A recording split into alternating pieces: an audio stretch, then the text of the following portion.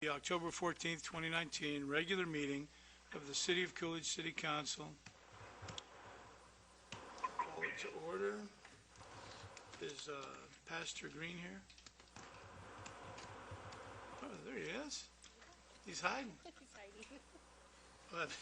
We'll have the invocation by Pastor Randy Green with the New Destiny Christian Center, and please remain standing for the Pledge of Allegiance.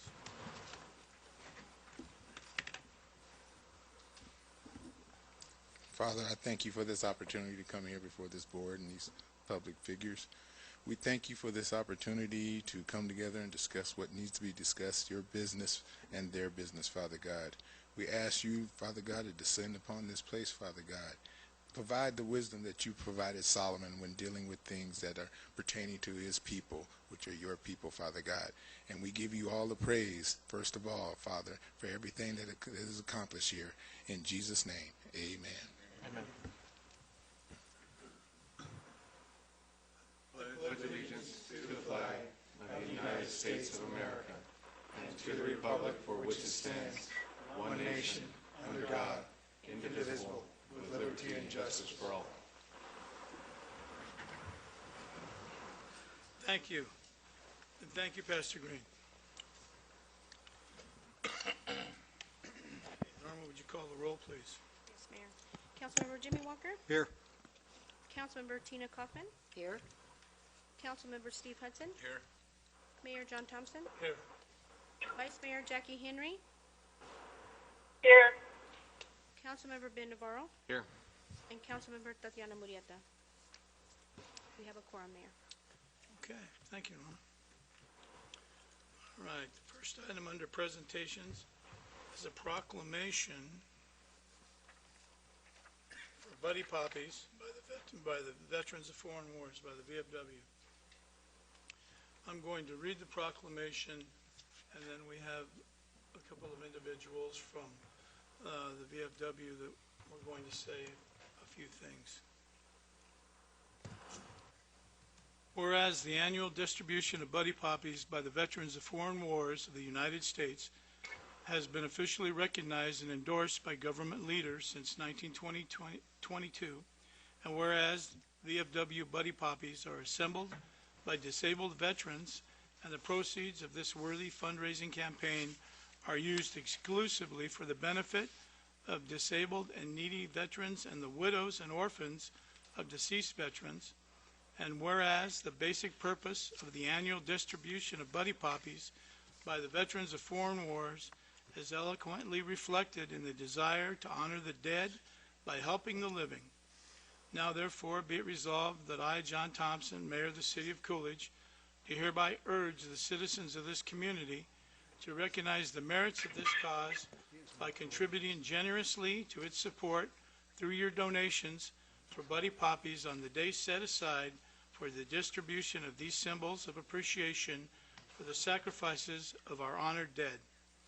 I urge all patriotic citizens to wear a Buddy Poppy as mute evidence of our gratitude to the men and women of this country who have risked their lives in defense of the freedoms which we continue to enjoy as American citizens. Gary?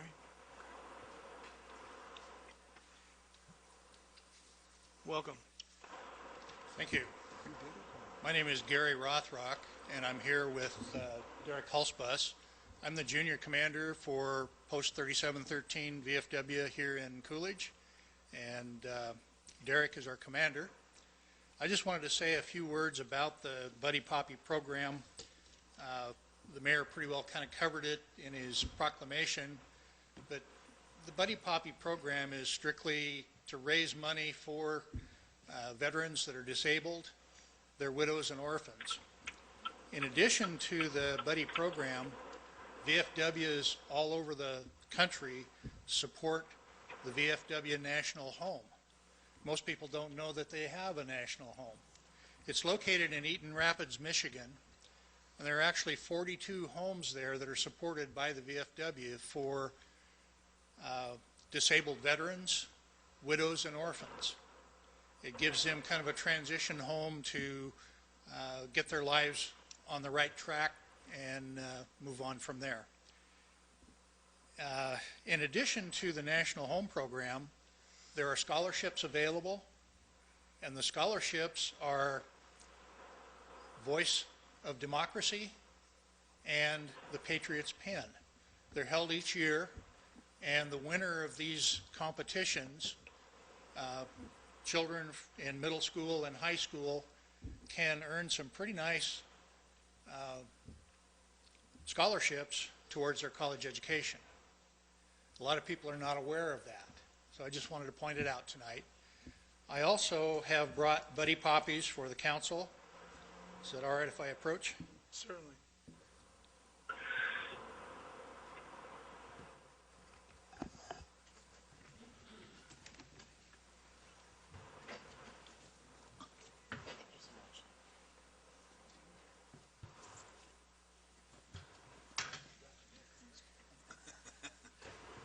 Jackie, I'm going to leave a Buddy Poppy for you with Norma. Okay, thank you. Thank you. Thank you, Gary. Appreciate it. Thanks.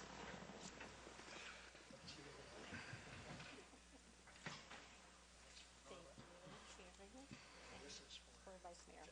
You got it. Thank you so much. Be careful.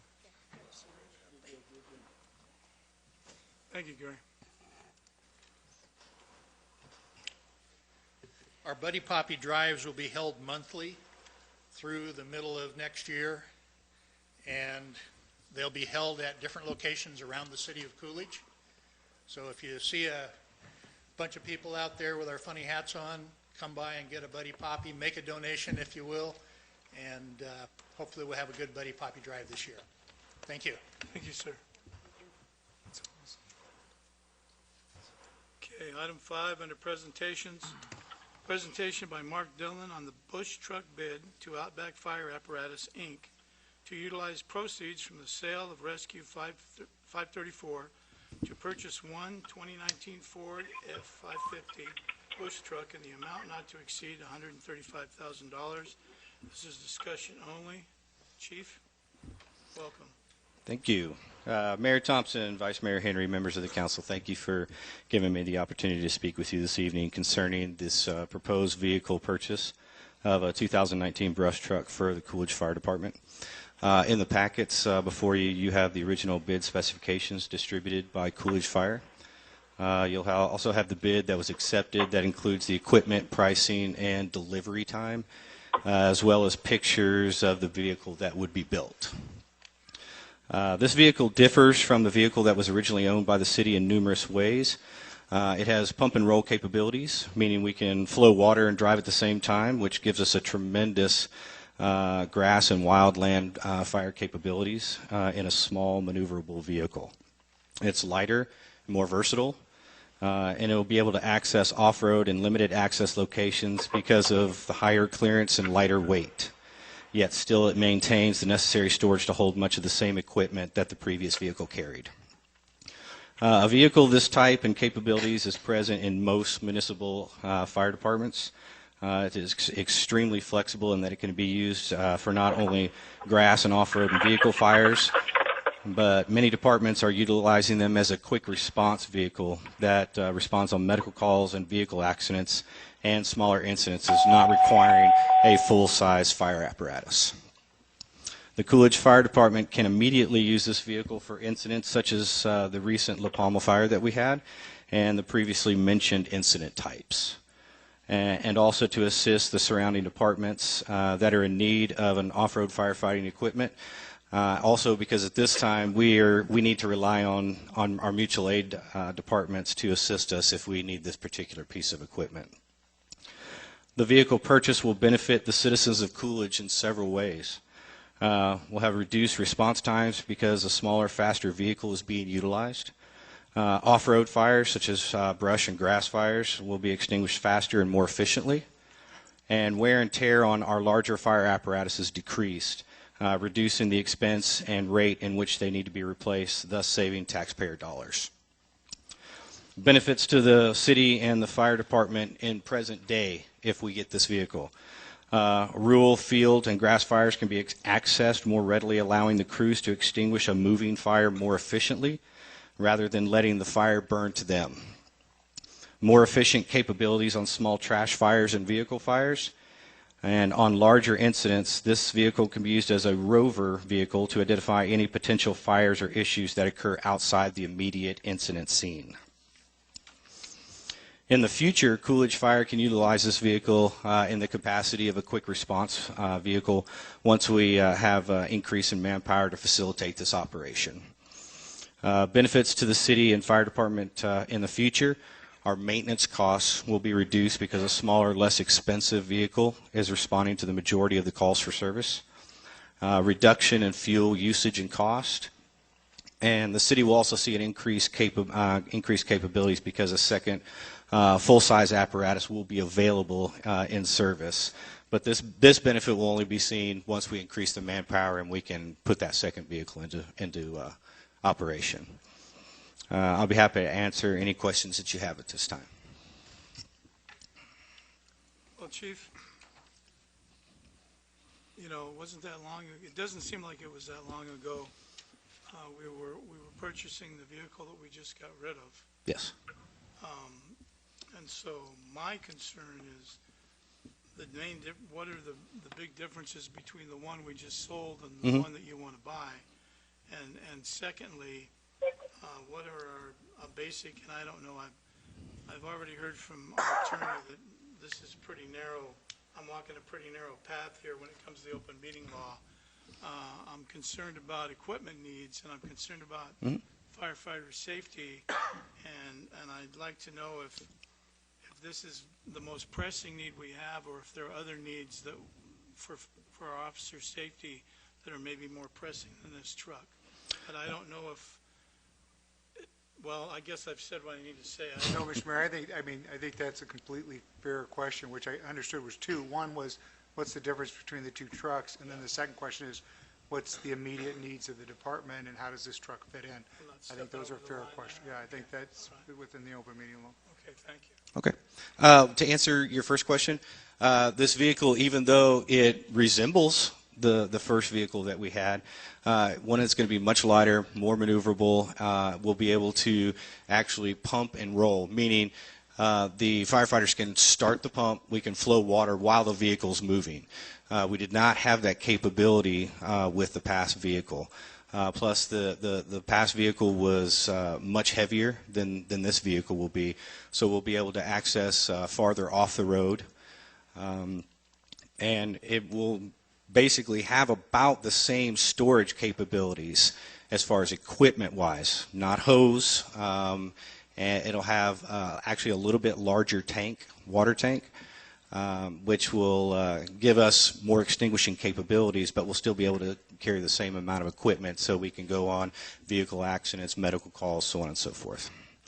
And to the second part of your question, the fire department, you know, just like every other department in the city, we all have pressing needs, but given the recent events that happened a little more than a week ago, we did see a significant equipment loss within the city as far as our equipment and our ability to have reserve equipment available to firefighters should future losses occur. Yes. So how are we going to pay for, can I ask him, approximately, do we have an estimate on how much? We do. Yes. Can you let the council know? Yes. We lost approximately $49,755.89 worth of equipment. So we lost about $50,000 worth that we know of so far. That we know of so far. This is a pretty detailed estimate of the equipment that we had, and this estimate right here, this dollar loss, gets us back to the before incident standard. Mr. Mayor, if I might, I don't know if this is working or not. Is it? The city will submit this loss to Southwest Risk, which is our insurance company, and we'll let Southwest Risk see what they will cover in terms of that loss and what they might want to do in recovering those costs. Do we have any idea how long that's going to take? Mayor and members of the council, Vice Mayor Henry, we do not know how long. Usually once we file a claim, it opens up the claim. They then in turn send out an adjuster. It's sort of probably the same as when we lost the dispatch equipment with the lightning. I'm hoping it won't take that long, but it'll be that where they'll come out, they'll investigate, they'll do their own, they'll assess their own damage, and the claim goes from there, and then they'll let us know, what the outcome is. There's a possibility that they could go out and see if there's if the liability lays with someone else, so they could go to the other side and file a claim against the other insurance. So it all depends on how Southwest Risk is going to handle it.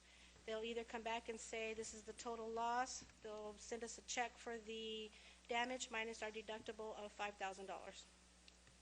If somebody else is responsible, though, they could go ahead and pay us first, Yes. and so we can move on with it, and then they could handle their own business. Yes, that is correct. I think that's what most insurance companies do anymore, is like if I get in an accident with my car, or somebody hits my car, my insurance company sues the other insurance company, but takes care of my vehicle. That is correct. I see that we had 8 other agencies, fire departments, that Correct. responded, and we have a mutual aid agreement with probably, at least 2 or 3 of them. Well, we have a regional mutual aid agreement, but there's also a state mutual aid agreement. So basically, every one of those agencies falls under our state mutual aid agreement. Okay. And they all responded for hazmat? They responded for manpower and hazmat. We had 4 hazmat units that were on scene. Okay. Mr. Mayor, can I ask a question?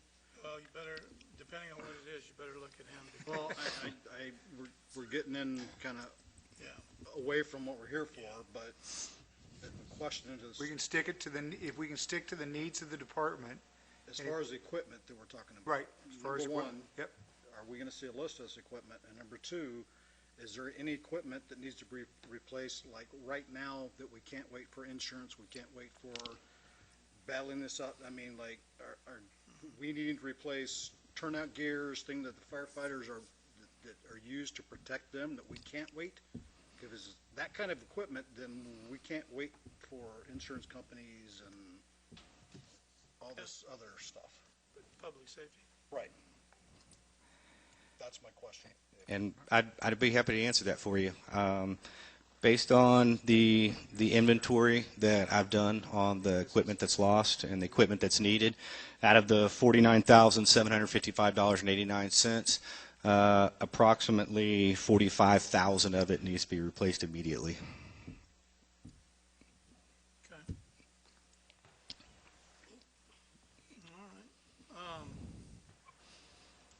I guess we can't, is there do you have any other equipment? We can't go into, the open meeting laws kind of tie our hands on what we can ask and what we can't. So he can come back at call of the public, and if he so desires, and maybe Give an update to council? Yes. on maybe the What occurred? incident.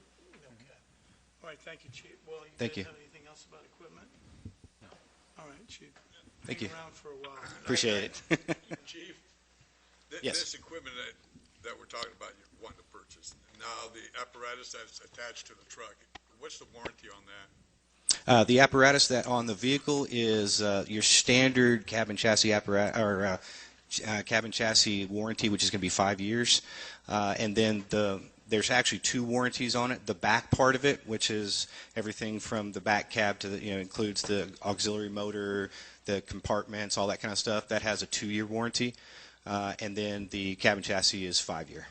And then this would help, like on the La Palma fire we had a year ago, and then also that fire we had today at that trailer out there. I understand that some of the brush caught on fire. Yep. No hydrants out there.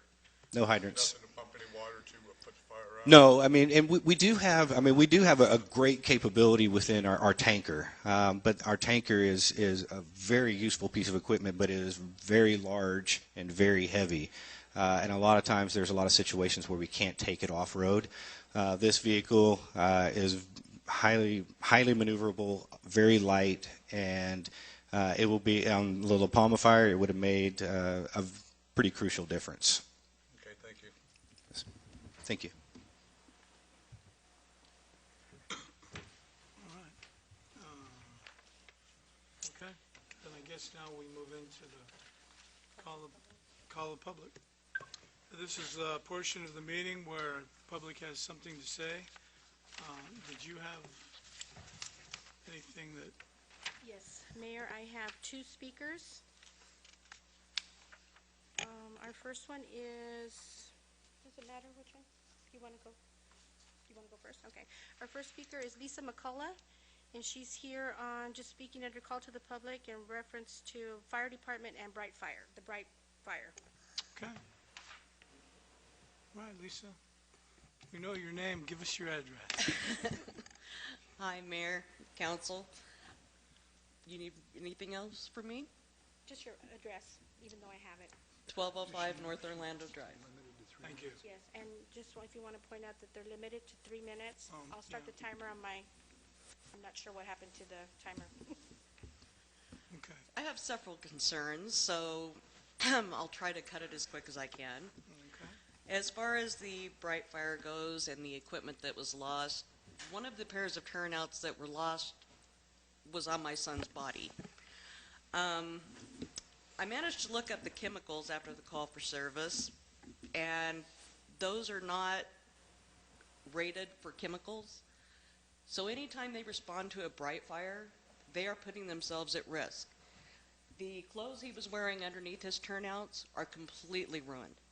It soaked through the turnouts and all over his EMS clothing as well as his skin. And the toxicologist had him quarantined or observed for 6 hours because of that problem. So that is one concern I have.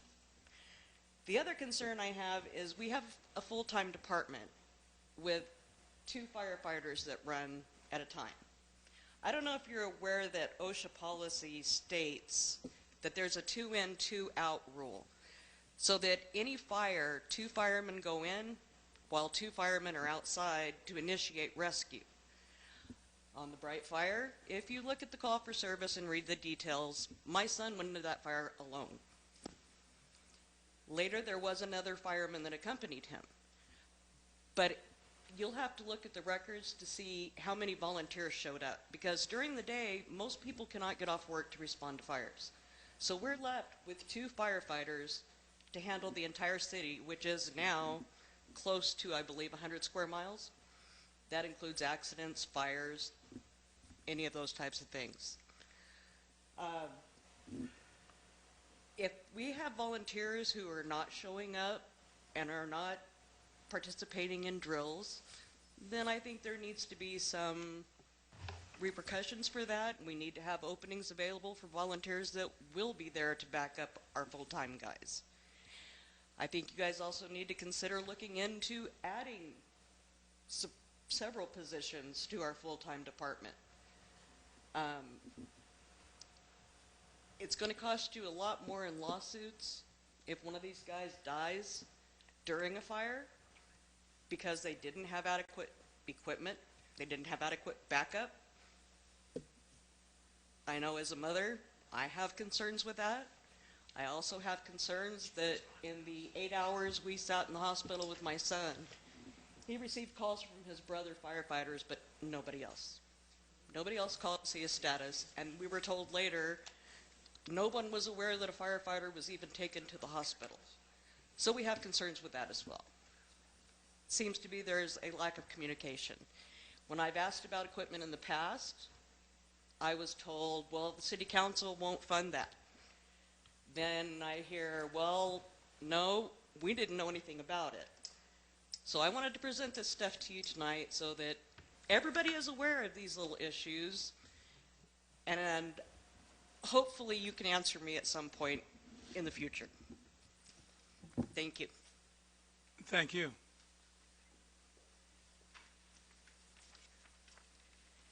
Mayor and Council, our next speaker is Ty McCullough.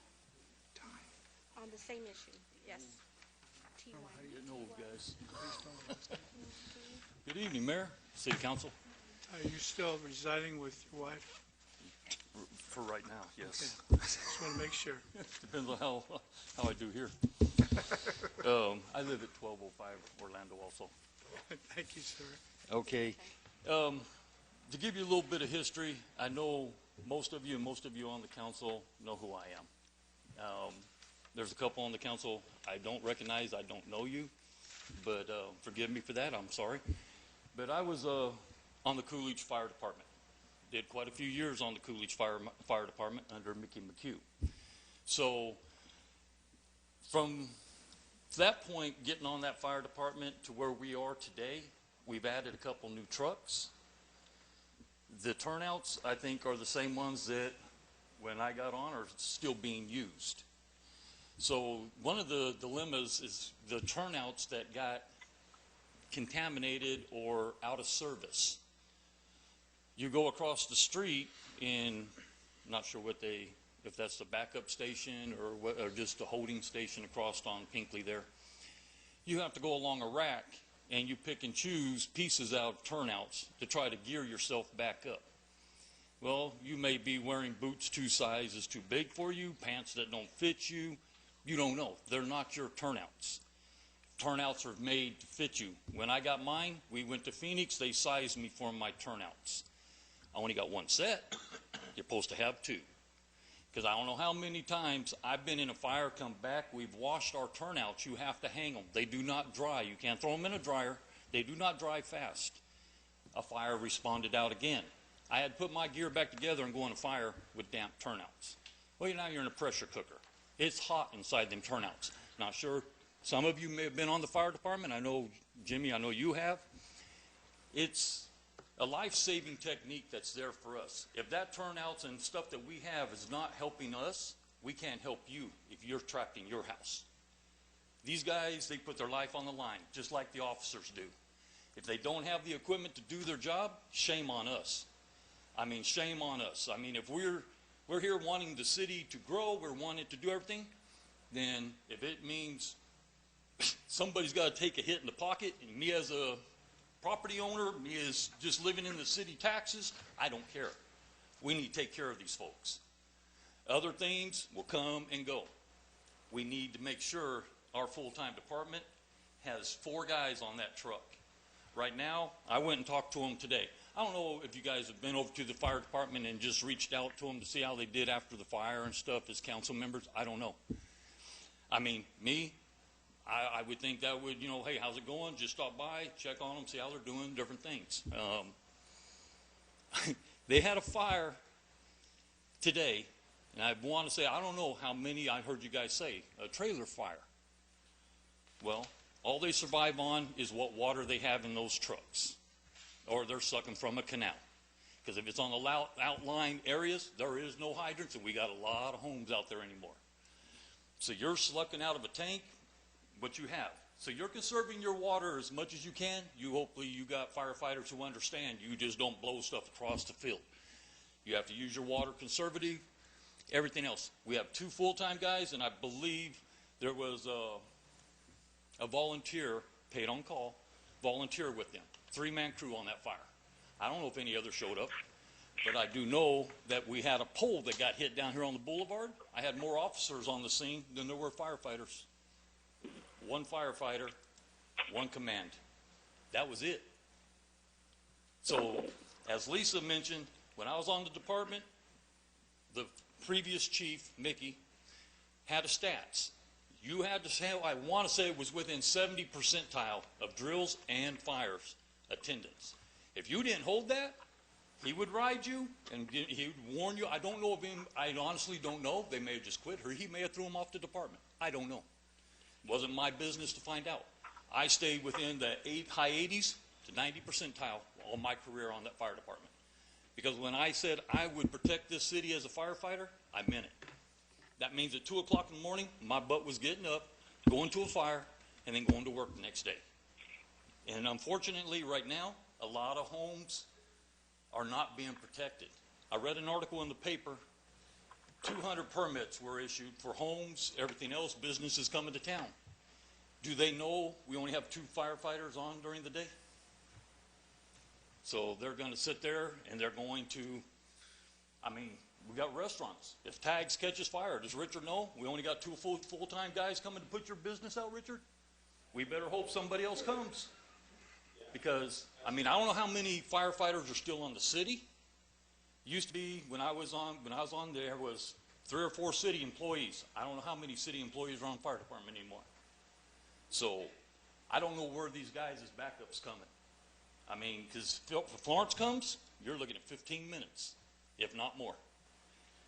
I'm sorry, guys. We need to address these full-time guys.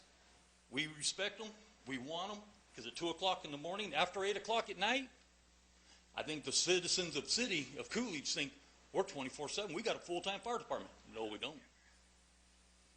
We can't say we got a full-time 24/7 fire department because we don't. Because after 8 o'clock, when they call their shift done, now you're basically, that alarm goes off. How many guys are sitting there? Shirt wearers is what I call them. You got on the department to respond. You don't respond, get off. Because if we're going to rely on our full-time, you're never going to get rid of volunteers. That's not where I want to go with this at all. You always need them as backups. But we need to address and get the crew that we need. And I don't know where we get the money. That's what we hired you guys up to and voted you guys in to help figure those situations out. We got to find it someplace because this is just getting ridiculous. I could go on and on, but Mr. McCauley, we appreciate it. Yeah, that's what I was trying to tell you. Your 3 minutes are up, but thank you very much. You. All right, thank you, sir. Anybody else? Oh. Mark Dillon, 957 West Toltec Drive. This is kind of new for me. I usually don't do call to the public, but I figured this was a good time to kind of give an update on where we're at as far as the incident that we had on October 4th at Bright International. I've been on many of these types of incidences in my career, and I'll just let you know that they take a very long time. The reason why is because there's a lot of state regulatory, federal regulatory agencies that usually get involved in issues of this type. But I can let you know that while we were on scene, ADEQ was monitoring all the air monitoring around the facility. Every reading that they reported back was under the threshold limit for OSHA as far as exposure limits. Now, I do not have these reports. I attempted to get them, but it's very difficult getting a hold of them, and then today they're also on a holiday. So hopefully that these reports will be coming within a few days. I'm also expecting some EPA inspection reports from Bright and ADEQ's water and soil samples as well. But I will let you know that we did have a very good meeting with Bright and their officials on some of the corrective actions that they'll be taking at their facility. They are aware of some of their possible shortcomings within their facility, and they are working to fix them. They have a plan of action moving forward. And this department and the city as a whole will work with them wholeheartedly to get them up and going as fast as possible because that is our job with them. So, and that's all I have. Thank you. Thank you, Chief. Okay. Let's call the public. Anybody else? Can I get another 3 minutes?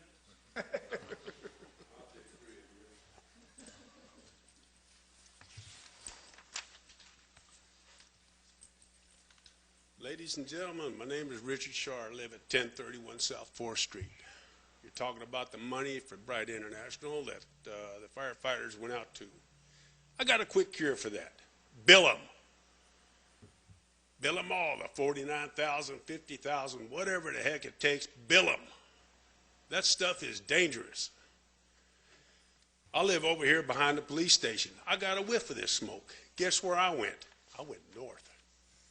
Rule of thumb, if you can't cover up Bright International with your thumb, get out. I want to know if the police officers had masks on when they had to evacuate Patton, Douglas, Taylor, all in the south area. Did they have masks on? How are their lungs? Mine ain't worth a darn. Never has been. That's why I retired and bought a cafe. Bill them. Quick change. Don't bother the insurance companies. Don't wait for the insurance companies to kick in money for these firefighters and the police officers. Bill them. Quick cure. That's all you got to do. Thank you very much.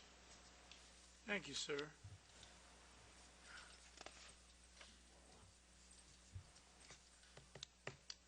Okay. Is there anybody else? All righty, not seeing anybody approach. We will move out of call to the public and move on to items 6 and 7.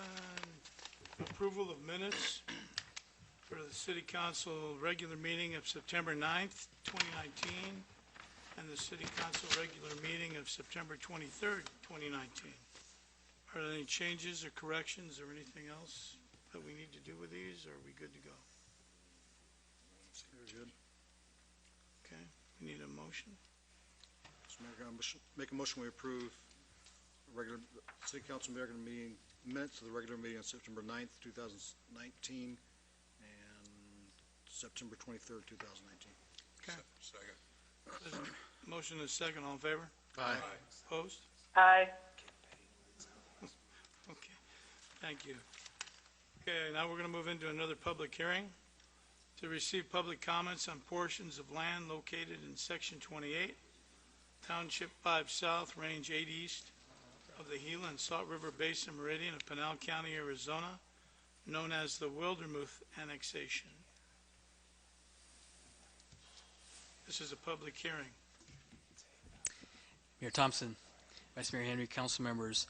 Tommy Wildermuth approached us to initiate this annexation, and it is the property, you said, is south side of Coolidge Avenue between 7th and 9th Street. It's a strip about 150 feet, runs along. There's 3 houses there, and we've known about this property that was in the city, but we finally got approached to take it into the city, so it's in. But for all intents and purposes, it's been treated like it is in the city already. You know, they get services, they get everything else. So all this does is bring them officially into the city. So this is the public hearing portion of it. And then we did all the requirements that are needed to bring this into the annexation. And this is a 4-owner annexation. So the next meeting, we plan to come back to you for the official action to actually, so the public hearing is first. And we'll come back with the services plan that we have. We service the property, which we do already, and then you can take official action on that property at the next meeting. But this is just the public hearing portion of it. And I'll answer any questions you may have. Do you have any questions? Go ahead. So Gilbert, what about the land, that farmland adjacent to it? Is that in the city limits? Mayor Thompson. I know it's in the city limits. Councilmember Hudson. Is that annexed? That is in the city limits. It sure is. It's just that strip, 150 feet, right by where the houses so are. it's just the 3 homes. All the way to the end of 9th. All the So way it's to the end. Right, yeah. And so it's just bringing that piece aligned, because everything else around it is the city already. So this just makes it all complete and brings it all in the city.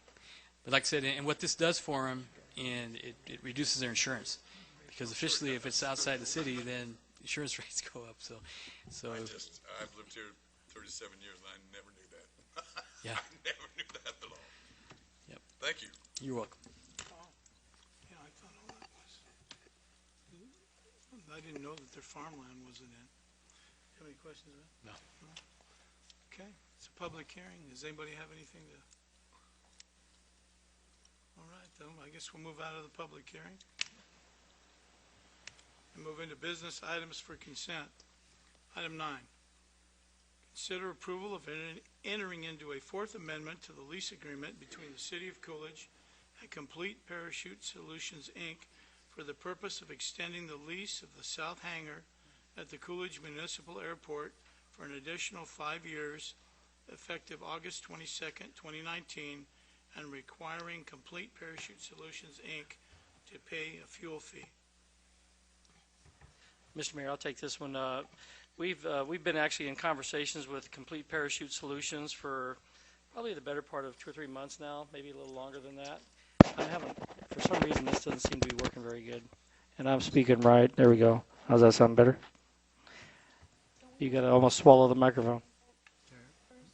Yeah, These are consent items. Yeah, this is on the consent agenda. It's on a consent agenda. Okay. So then I'll just go to number 10. Never mind, Rick. Okay, very good. Sorry. You want to remove it?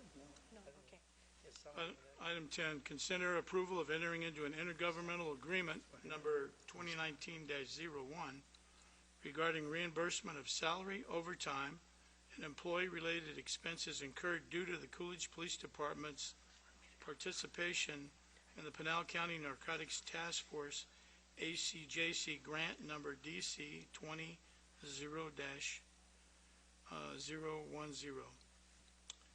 Okay. So, do you want to pull number 9, or are we good? No, I was sitting there just thinking about other things, and he was reading the consent agenda, and I thought he wanted me to comment on that. It was just my mistake. Sorry. He's been on vacation, Mr. Mayor. Yeah, been on vacation. That's that golden tan he's wearing. So you want to pull number 9? No. No, he doesn't. No, Okay. if you read the background, we're Right. good. Yeah. Okay, I just want to make sure you didn't want to pull number 9. Okay, in that case, I make a motion to approve consent agenda items 9 and 10 as read. Second it.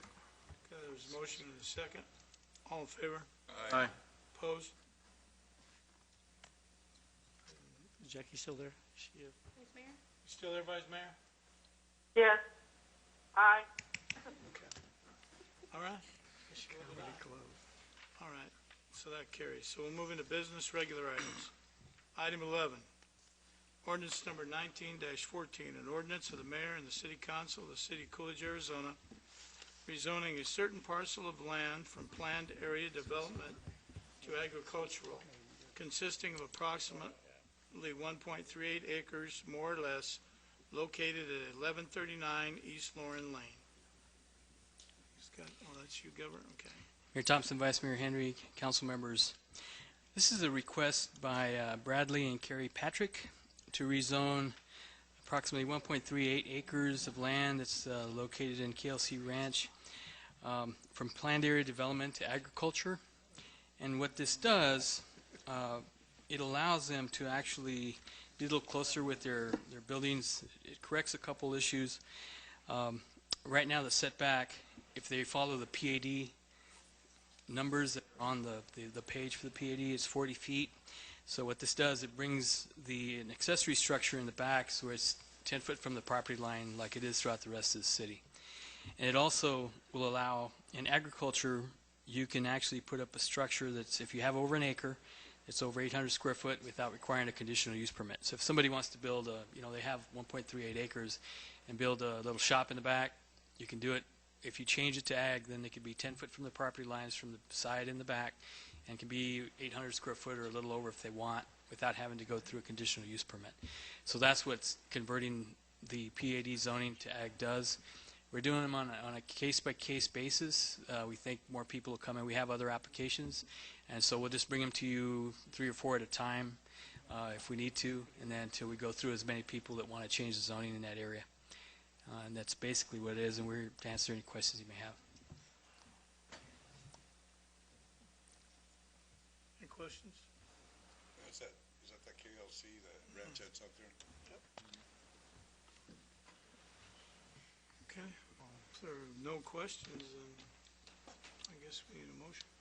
Mayor, if there's no further discussion, I make a motion, we approve ordinance number 19-14 as read. Second. Second. Okay, Norma.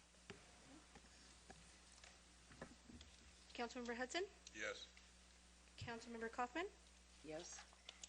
Councilmember Walker, Yes. Councilmember Navarro, Yes. Vice Mayor Henry, Yes. and Mayor Thompson. Yes. Thank you. Thank you. Thank you. Item 12, consider an award of a bid to Garrett Motors in the amount not to exceed $30,000 from the Pinal County Road Tax Fund to purchase a 2020 Chevy Silverado Crew Cab for the Streets Department, utilizing $25,000 from the approved FY 1920 Pinal County Road Tax Fund, and authorize approval to utilize a portion of the proceeds generated from the online auction of surplus equipment for the balance of the purchase price, and waiving the sealed bid requirements in the best interest of the city. Mayor, before we vote on this item, I'm going to abstain from voting on it. Okay. Mr. Mayor, Madam Vice Mayor, and council members, this truck is to replace one that we have currently in our street inventory. It's used day to day on our daily operations with the inmates crews that we have for brush control, for potholing, for repairs, for road construction projects. We use this to transport our staff and our inmates. As you know, recently we posted up some of the surplus equipment that we had up for auction, and we got some proceeds from that, and we had originally budgeted $25,000 under the budget. The bids that we collected, of those, Garrett Motors was the low bid, and even so it came in just a little bit above the budget that we had. So we made the decision to dip into some of the proceeds from the auction to that. The truck that this one is replacing is 13 years old, has over 200,000 miles on it. It's very well used, and probably in December we will bring a list of surplus items and surplus vehicles to the council for approval to dispose of those, and the vehicles that still have some residual value we will post up on the auction again.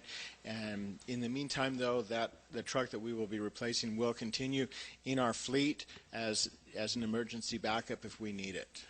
I'd be happy to answer any questions. Any questions? No. And Matt, do we actually look at how much these vehicles, this vehicle is 13 years old with 200,000 miles on it. After a certain point, do we look at how much money it's costing us to keep that vehicle on the road every year? Mr. Mayor, council member, absolutely we do. We actually have our fleet maintenance supervisor has put together a vehicle fleet inventory for all of the vehicles in the city fleet, and those are evaluated on age of service, the age of the truck, the number of years that it's been in service, the mileage on the truck, and the cost of the repairs as for each of these vehicles. And so we look at that. It's an objective replacement plan, and the truck that we're replacing is top of the list for replacement. Yeah, I just, and the reason I'm asking it is I'd like to know myself personally, if we're spending $5,000, $6,000, $7,000, $8,000, $10,000 a year to keep a particular vehicle, whether it be this vehicle or another vehicle on the road, and we could possibly pick up a used one with less miles on it, that would be, within the realm of what we're spending on it. I would look at possibly replacing that if we could do that, instead of throwing money away on a vehicle that you'll never get that money back out. Understood, and we're actually in that process, and part of the background information that I provided to you had that vehicle replacement list on it. With that, when we bring the vehicles to you for a surplus declaration in December, we will show you which vehicles are the top for their replacement recommendations, which vehicles, if any, can be reassigned to other departments because they still have some residual value. And if you want, we can provide to you how much each vehicle is costing in repairs. I would like to know that personally. Okay. Thank you, Matt. Mayor? Yeah. Go ahead. It was kind of hard for me to hear. I know Steve asked a question. I've got a couple of questions. Sometime back, I'm not sure if he covered this, but we did approve a program that they keep all of the information on all the vehicles that they work on. Is that not correct? Mr. Mayor, Madam Vice Mayor, that is correct, and we do still keep those records. And those records are what we were basing our replacements on. So that could be easily accessible for you to get that information to council on these types of vehicles. Yes, ma'am, absolutely. And then the second thing is, I'm not sure if you covered, was this item budgeted for? It was budgeted $25,000. However, the purchase price of that was slightly over our $25,000 amount that we had budgeted, and so we decided to use some of the proceeds from our online auction to cover the deficit.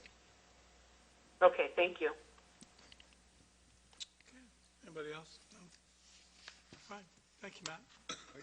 Need a vote, Mayor. Need to vote? Okay. We haven't voted yet. Right. Okay, I need a motion.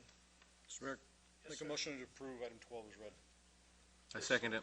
Okay, motion is second. All in favor? Aye. Aye. Okay, the ayes have it. Thank you. Welcome, thank you. Item 13, consider approval of a bid from Sustainable Property Holdings LLC and authorizing staff to negotiate and develop a purchase and sale agreement and escrow instructions between the City of Coolidge and Sustainable Property Holdings LLC for the sale of approximately 18 acres of city-owned property. Mr. Lopez. Mayor Thompson, Vice Mayor Henry, council members, this is a piece of property that was given to the city years ago, and it has a canal that runs right through it for Katy, which is the Central Arizona Irrigation and Drainage District. So there's an easement that runs through there. So the property was a liability to the city, or is a liability to the city. We still own it. And so the opportunity came up. S-Power is developing some solar land to north and south, and we were trying to put this property on the market. So the opportunity, we put it out on an RFP, put it out to bid, and the only response we got was from them to purchase property. They submitted a bid, so we are asking for your permission to negotiate and come back to you with a contract to purchase the property. And but it'll make sense because when we sell these, we do it for the economic development purpose. So they will incorporate it into the S-Power Solar that Planning and Zoning Commission approved at the last meeting on the 9th, and after a lengthy meeting, but theirs went really well. And it'll help them with the setbacks, where they can maybe add 3 more rows of solar cells, or else they'd have to be 40 feet off that canal bank. And so this allows them to get a little closer. But and it's used for producing, you know, the 100 megawatt eventually solar scale utility and utility scale solar. And so it's a really good project. There's a lot of tax benefit on it. It'll employ a lot of people to build it, and so they're moving forward with that project. So we're asking for your permission to approve the bid and also the sale of the city-owned property, and we'll come back to you with a contract for that if you so choose. And I'll answer any questions you may have. There was only one bidder, wasn't there? Mayor, that's correct. Okay. Anybody have any questions? You say it's a liability? Well, with the canal, it's open. You know, anybody falls in. I mean, it is. Anything the city does is a liability. But I mean, it just sits out there. There's nothing else we can do with it. We're not gonna. I hate giving up property, but It's a really long mile. it makes sense. Yeah. Mr. Mayor, members of council, it was the property owner that had this previously he gave it to us, and he looked at it as a real drain because, you know, he's paying taxes. He couldn't use most of the property because it's a canal, and this worked out really well. I think the timing worked out great for us. You know, one of the things I'd like to mention, and this will be later, I'd like to discuss it and bring it back later to you, but since this property was given to us and there was no cost in the acquisition of this property, I'd like to see us take some of the proceeds from the sale of this property and put it towards a pretty neat project that we're working on right now, and that's lighting the water tank over here. So I'll be bringing that later for your consideration. We'll need some funds to do that, and be a nice activity, I think, and a nice use of the funds. We're working also on some donations for that water tank, so I think it would be a great use of these monies together with some of our beautification funds. We'll bring that back later. Anybody have any more questions regarding item 13? If not, I need a motion. Mayor, if there's no further discussion, I make a motion we approve item agenda 13 is read. Second. There's a motion and a second. All in favor? Aye. Opposed? Aye. Motion carries. Item 14. Resolution number 19-24, a resolution of the mayor and the city council of the city of Coolidge, Arizona, adopting the development fees established in the updated land use assumptions, infrastructure improvements plan, and development fee report, and setting the effective date thereof as required by ARS 9-463.05. Discussion and action. Mr. Lopez, is that you again? Mayor Thompson, Vice Mayor Henry, council members.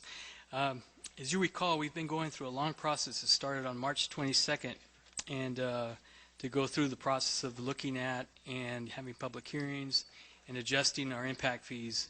And so we've done all the public hearings. We're at the almost second to the last item, which is today, October 14th.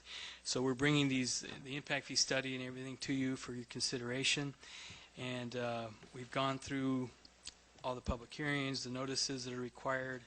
The last public hearing was held August 26, 2019. And for public comments, I haven't received any negative comments as far as I'm concerned. Some of they're pretty fair. We're still, I think, amongst the lowest around. The industrial came down quite a bit. The residential just changed a little bit, and it really is because of wastewater fees to cover those. But we're still very competitive with these fees. So we recommend that the mayor and council approve the resolution adopting development fees established by the updated land use assumptions called the LUA, the infrastructure improvement plan, II2, and development fee report prepared by Tischler Bice. So that's a recommendation. I'll answer any questions you may have. We went through this the last time, and I've read it a couple of times, and I still think they're a little light in some areas, and I think with the amount of growth that is going to happen, fortunately, every 5 years they can go back in. Who's ever here can go back in and look for adjustments to catch up or add a department or adjust a department or leave a department out, however they want to do it. But I think in a couple of them, as I stated last time, they're already going to be a little light, but that's, I mean, fire is one for an example. It's going to be $4 million to build a new fire station, and they're only going to make around $400,000 over the next 10 years if you go by their estimates. But I'm just saying, there's a lot of things in there. But I guess one of the things that the people that may not believe me, maybe they'll believe you. Or maybe our attorney, well, maybe not our attorney, but maybe they'll believe you. We're doing this in a lot of reasons because the Arizona the law requires us to do this. This isn't something that we just decided one day we wanted to do.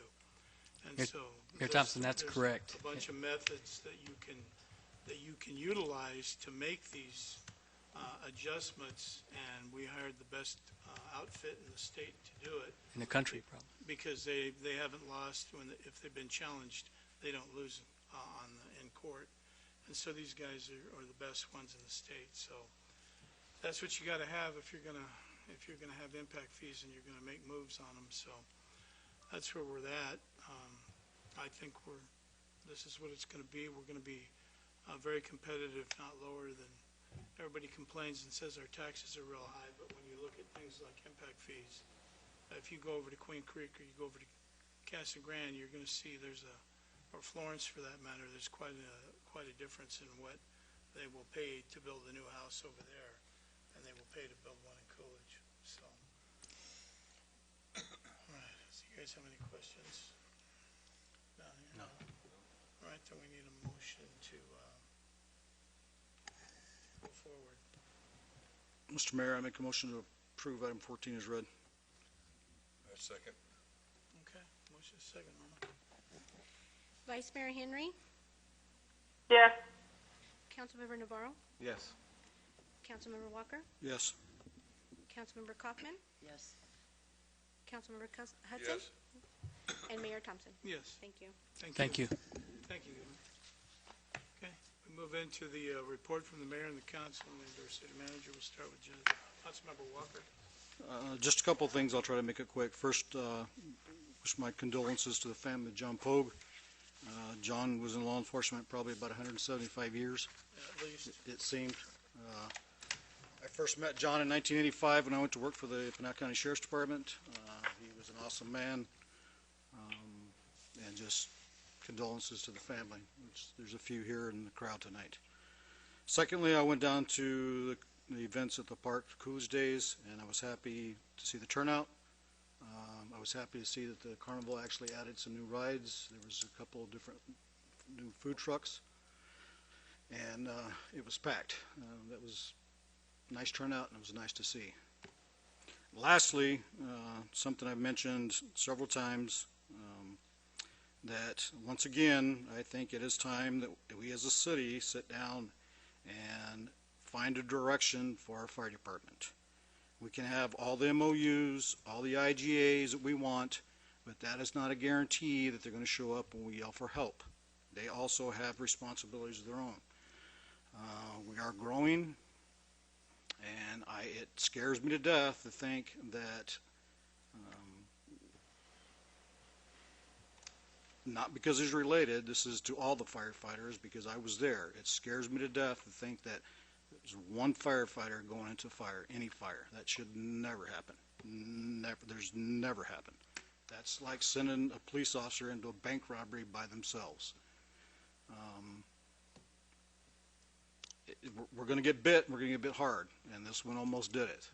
Sooner or later,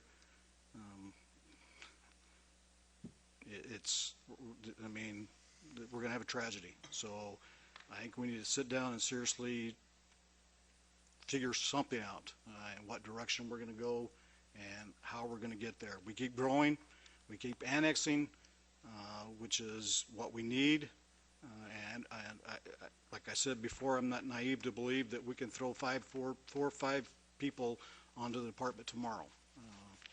But we need to sit down and figure out where the money's going to come from, how we're going to do it, when we want to do it, and how we're going to get there. And I think it needs to be done sooner than later. That's all I got. Okay, I was fortunate enough to be able to attend the Coolidge Days festivities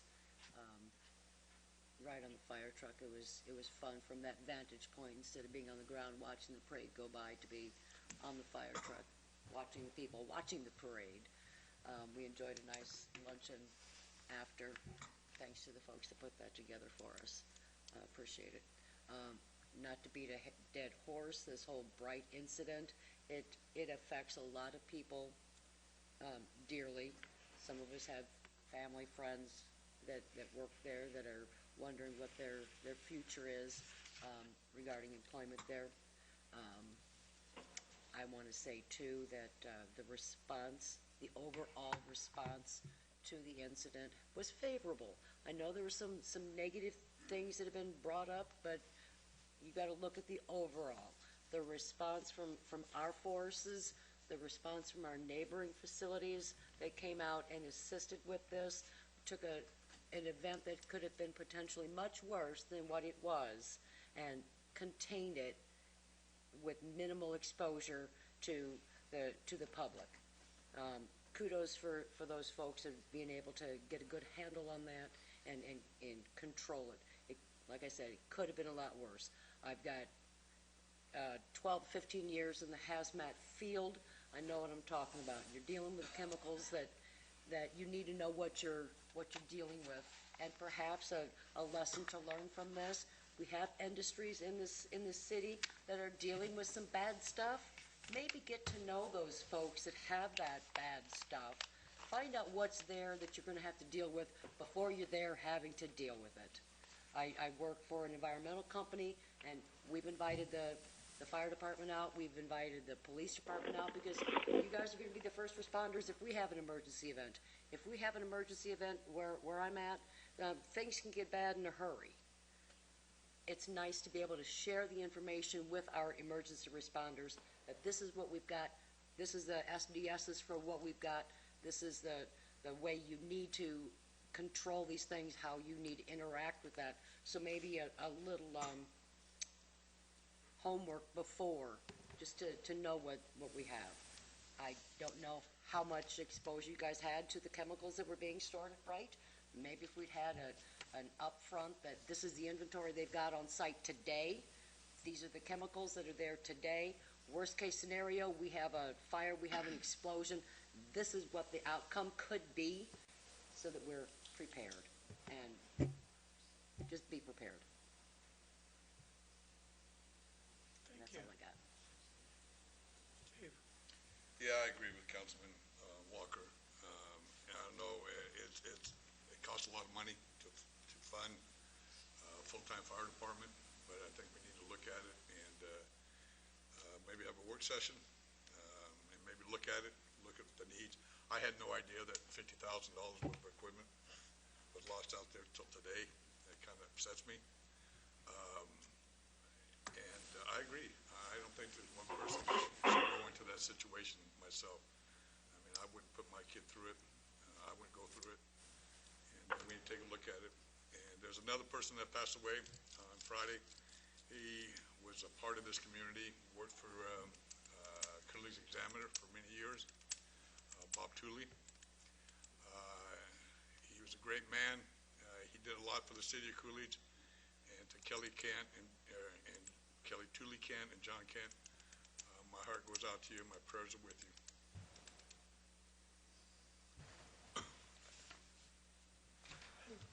I also was able to enjoy the festivities over at Coolidge Days.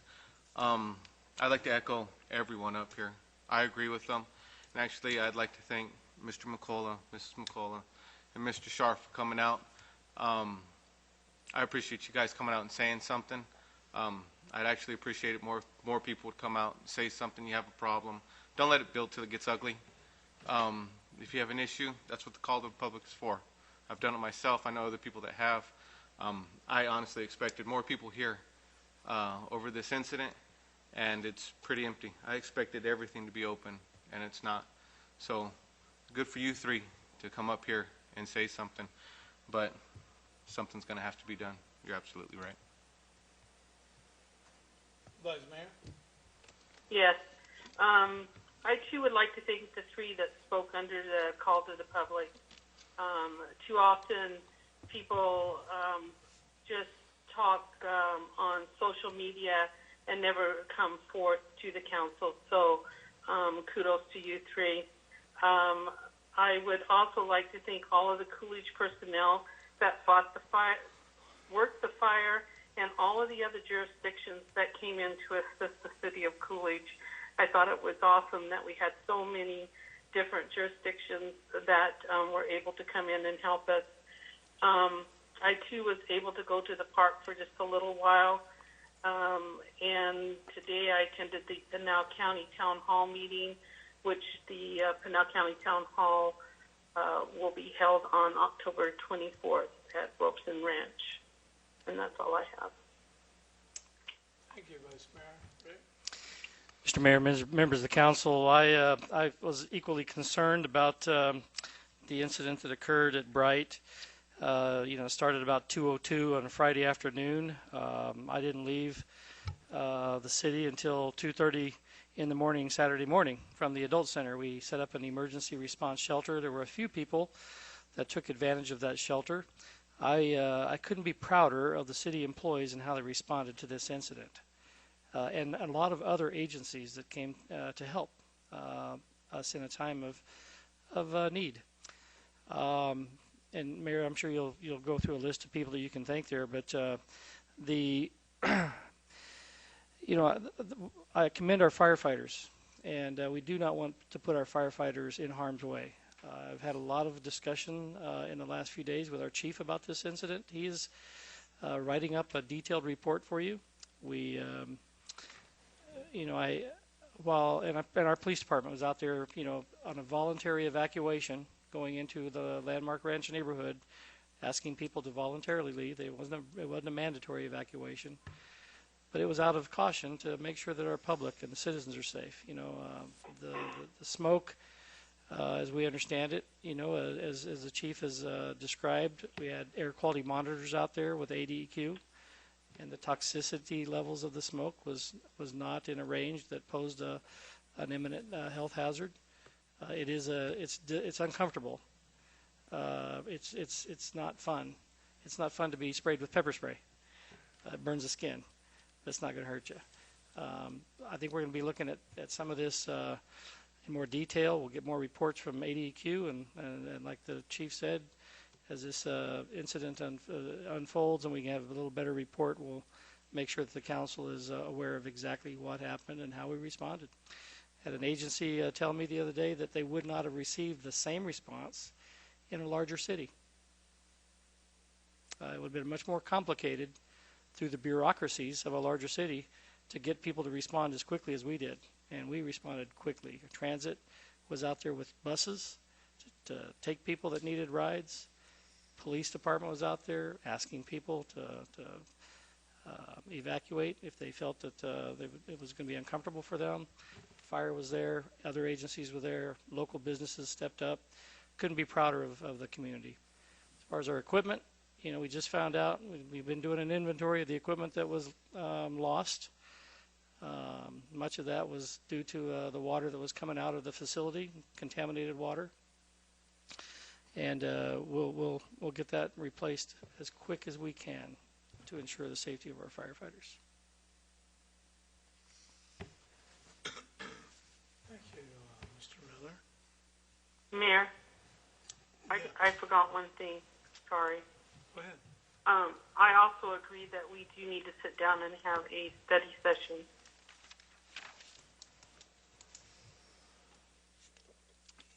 Thank you. Well, I kind of agree with it's pretty hard to argue with any of it. I think everybody pretty much summed it up. I also think that our police and fire, what we do have, did an excellent job Friday. It's unfortunate that one of our firemen got hurt. I did speak with his grandmother, and not that it matters much now, but the city manager and I did call the fire chief that evening when we were out during this, and wanted to ask how he was doing. We checked on more than one occasion to make sure that he was going to be fine. So there were people inquiring. I don't think if we called the hospital, they would have certainly told us anything, because we weren't, necessarily related to him. But we did call to check on him. We need to do a fire plan. I mean, there's no doubt about it. And if we're going to have a full-time fire department, we need to have more than 2 guys. Well, at a time. Full time, you're talking 3 shifts. Yeah. Well, I mean, I know, and where you're going to come up with that kind of money? I know that there's things you can do to run them for a while, and then you got to pay for them. I mean, you can finance them for a little while. They call those safer grants. Yeah. Well, and that's why we have to have a work session to decide if that's the road we're gonna go down. So I'm sure we will be sending one, but I do want to say that I think our public safety people did an excellent job. I think our transit people moved people to the safe areas, if you will. There were ambulance services there. Some of the people got vouchers from Red Cross, and if they didn't want to go home, they didn't have to. They got a voucher and got to go spend the night in a hotel somewhere else. So the air was being monitored. I think they're still monitoring the water right now over there next to Bright. It's important to know that Bright's water doesn't go into our water system. It doesn't go into the Coolidge wastewater system. So there are a lot of positives, as Councilmember Coppin said, but certainly there's concern. I mean, we've known all along that we needed to do something about the fire department, but I agree it shouldn't take something like this to prompt us into action. I think if we had the money, well, certainly we're just going to have to be creative and decide which way we want to go. One of the things I heard that does trouble me quite a bit was about the volunteers. If we've got volunteers that aren't showing up, we need to get rid of them and get some that are, or we need to take other action. Correct. Maybe we need to contract with somebody and have them come out and help our full-time guys. You know, I don't know, but I think that that needs to be something we look at, because if we don't have the volunteers, I don't blame them. I mean, you know, our guys need to be safe. So that's what we need to look at. There's a number of things we need. So we will have a work session. Yes, we'll do that. Probably, I don't know what our next meeting looks like, but I guess the sooner the better as far as I'm concerned. I want to get to the bottom of this and get going, so. Agreed. Mr. Mayor, I forgot one other thing, and Councilman Kaufman mentioned this. This is not the first incident we've had at Bright. Well, there was one This is a decomposition of chemicals, oxides that decompose and create heat. And we've had a number of incidents at Bright since they've been here as a company. This is a little unusual that this was in a warehouse rather than the manufacturing area. That was a difference. That was a big difference. And I credit our fire chief for recognizing immediately, when they knew that they couldn't get on top of this and put it out quickly, they got everybody out and at a safe distance and let it play its course. And so, you know, the last thing our chief or our people want to do is go into a situation where they're going to be, I know our firefighter was injured. We were very concerned about him, called to make sure with the chief that he was going to be okay. I'm glad, very thankful that he was. But, you know, firefighting is not a safe profession. Bottom line, when you're a firefighter or a police officer, you sign up for a profession that you can be injured in, and sometimes fatally injured. It's not a very good position to be in, but it's you know, we want to try and keep our people safe. Well, and you know, nothing against Ty and Lisa, but you know, I heard from the grandma. So you know, we're lucky we didn't have her in here. I know. So she's a mean one. I don't want to get in debate, but yeah, you're right. It is a dangerous profession, but we need to give them the tools to be able to do that safely. I mean, well, we can send 15 firefighters in a building and it collapse, but if we're sending one person in a building, then that's kind of a no-brainer. well, I think that we can all agree that it's not safe. Then we need to do something about our situation. So, well, in all likelihood, we'll have a work session prior to our next meeting. So, but I do want to take the time to thank the departments that did show up to help our guys over here. Mesa Fire, Gilbert, Queen Creek, Gila River, Florence, Eloy, Casa Grande Regional. Thank them very much for assistance. We really appreciate them helping us. There were some other agencies that came, Pinal County Emergency Management, AMR Ambulance Services, the Red Cross, Maricopa Fire Community Emergency Response Team. And some of the local companies, you know, some of the fire guys were hungry. Some of our fire guys went over there to get some food for them. McDonald's, Circle K, and Little Caesars. And initially they started to pay, and these three outfits told them, your money's no good here. So I want to thank everybody involved in that. It makes you proud to be from Coolidge. Could we possibly do something to recognize them at one of our meetings? Certainly. If they want to come down here, we'll do something for them, yeah. No doubt about it. I mean, I was very happy to hear what they did. So there was a lot of McDonald's, a lot of burgers went down the road, and they called them up and said, forget about it. We got it. So, but they all pitched in. So, and that's the key. Everybody on this list pitched in and helped out. And so, you know, we're going to figure it out, and we're going to fix it. And that's what we're going to do. So everybody can, you know, get on the internet and talk all the trash they want, and that's fine. But we're going to solve the problem, and then they'll find something else to complain about. But the number one thing for me in this council is we're going to make these guys safe. safe as we can make them. We can't control all the circumstances, but we can send them to the fight ready and able to fight a fair fight. So that's all I got. Thank you all for coming. Thank you for bringing it to our attention. I learned some things tonight that I didn't know, and maybe that makes me a bad mayor, but we do the best we can, and we can't get everywhere all the time. So I have a whole list of things I was going to tell you I did, but it seems kind of like a moot point now. So I'm not going to bother with it. But thank you very much. I need a motion to adjourn. So moved. Second. Motion is second. All in favor? Aye.